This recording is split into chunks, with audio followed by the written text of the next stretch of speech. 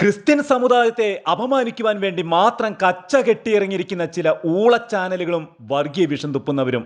ഇവരുടെ ജോലി എന്ന് പറയുന്നത് പരസ്പരം ഭിന്നിപ്പിക്കുക, തമ്മിലടിപ്പിക്കുക, പരസ്പരം ചിതർപ്പിക്കുക.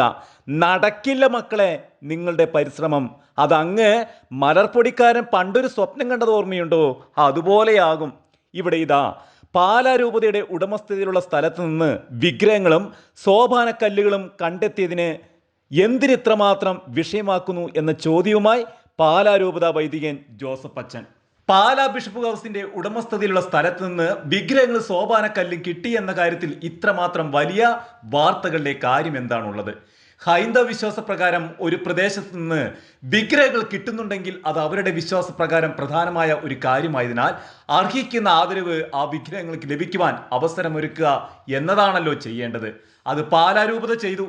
വിഗ്രഹം കിട്ടിയ കാര്യം ഹൈന്ദവ സഹോദരങ്ങളെ അറിയിച്ചു, ആദരവ് നൽകുവാൻ അവസരം നൽകി. വിഗ്രഹം കിട്ടിയ സ്ഥലം പാലാരൂപതയുടെ ഉടമസ്ഥതയിലുള്ള സ്ഥലമാണല്ലോ. ഒരുപക്ഷെ വർഷങ്ങൾക്ക് മുമ്പ് അവിടം ഏതെങ്കിലും ഒരു ഹൈന്ദവ കുടുംബത്തിന്റെ ഭാഗമായിരുന്നിരിക്കാം. അപ്പോൾ അവിടെ അവർ ആരാധനയ്ക്കായിട്ട് വിഗ്രഹങ്ങൾ പ്രതിഷ്ഠിച്ചിരിക്കാം. എന്തായാലും അത് പിന്നീട് മറ്റുള്ളവർക്ക് വിറ്റ കുടുംബാംഗങ്ങൾക്ക് അത് കാര്യമായി ശ്രദ്ധിക്കുവാൻ കഴിഞ്ഞിരുന്നില്ല എന്ന് വേണമല്ലോ അനുമാനിക്കാൻ. അതുകൊണ്ടാണല്ലോ അത് അങ്ങനെ മൺമറഞ്ഞു പോയതും. ഏതായാലും വർഷങ്ങൾക്ക് ശേഷം പലരിലൂടെ മറിഞ്ഞ് നിയമപ്രകാരം തന്നെ അത് രൂപതയുടെ സ്വന്തമായി. ഇപ്പോൾ അവിടെ കപ്പയിടുന്നതിന്റെ ഭാഗമായി നിലമൊരുക്കിയപ്പോൾ വിഗ്രഹങ്ങൾ കണ്ടപ്പോൾ തന്നെ തികഞ്ഞ സാഹോദര്യ മനോഭാവത്തോടെ ഉത്തരവാദിത്തപ്പെട്ട ഹൈന്ദവ സമിതിയെ അറിയിച്ചതിന് ശേഷം അവർക്ക് പൂജനീയമായ രീതിയിൽ കരുതുന്നതിന് വിഗ്രഹം കിട്ടിയ സ്ഥലത്ത് പ്രാർത്ഥിക്കുവാൻ അവസരം കൊടുത്തു.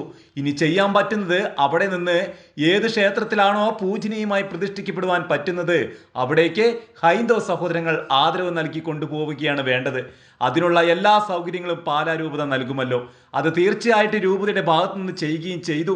അപ്പോൾ പിന്നീട് എന്തിനാണ് ഇങ്ങനെ ഒരു വാർത്ത വിവാദം എന്ന പോലെ കൊടുക്കേണ്ടതിന്റെ കാര്യം?